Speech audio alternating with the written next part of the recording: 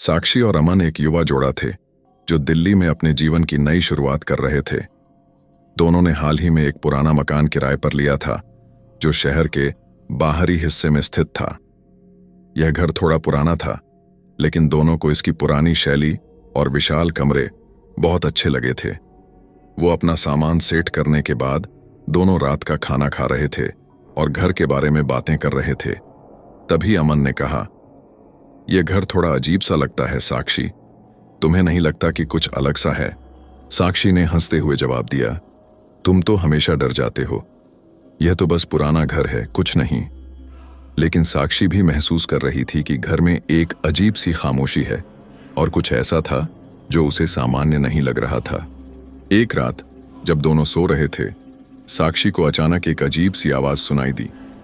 वह घबराकर उठ बैठी और अमन को जगाया। तुमने सुनी ये आवाज? लगता है किसी ने दरवाजा खटखटाया हो। अमन ने झुंझलाते हुए कहा, तुम्हारे कानों में कोई आवाज नहीं है, बस सो जाओ। लेकिन साक्षी को सोने में डर लग रहा था। उसने फिर से ध्यान से सुना और इस बार उसे साफ साफ किसी के चलने की आवाज सुनाई दी, जैसे कोई घर के अंदर घूम रहा हो। साक्षी डर से कांपते हुए कमरे से बाहर निकली और देखा कि दरवाजा खुला था। अमन भी उठ गया और दोनों ने घर के सभी कमरे चेक किए, लेकिन किसी को नहीं पाया। यह डरावना अनुभव दोनों के मन में घर के बारे में संकोच पैदा कर गया। एक दिन साक्षी घर के एक पुराने कोने में सफाई कर रही थी। तभी उसे एक पुरानी फोटो फ्रेम मिली जिसमें एक महिला की तस्वीर थी। महिला के चेहरे पर एक विचित्र सी मुस्कान थी और तस्वीर के नीचे एक नाम लिखा था, सोनिया।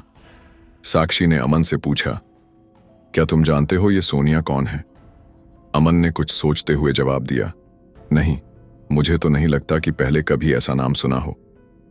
उस रात साक्षी ने सोचा कि शायद ये महिला कभी इस घर में रहती होगी, लेकिन उसे इस तस्वीर से कुछ अजीब सी वाइब्स महसूस हो रही थीं। अगले कुछ दिनों में साक्षी और अमन को घर में और भी अजीब घटनाएं महसूस होने लगीं। कभी अलमारी के दरवाजे अपने आप खुल जाते तो कभी लाइट्स अपने आप बंद हो जाती। साक्षी को लगता कि कुछ गलत हो रहा था और उसे उस महिला की तस्वीर बार बार दिखने लगी।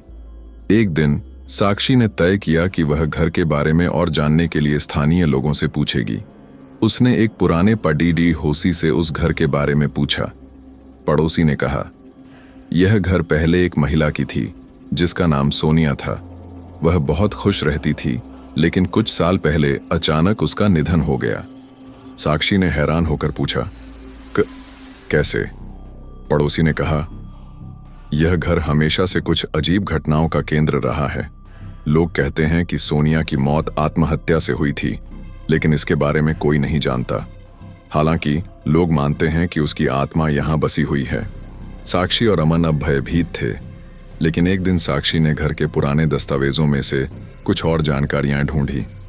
उन दस्तावेजों में वह महिला की एक पुरानी रिपोर्ट थी जिसमें लिखा था, सोनिया का शव घर में पाया गया था, लेकिन उसकी मौत के वक्त वह गर्भवती थी।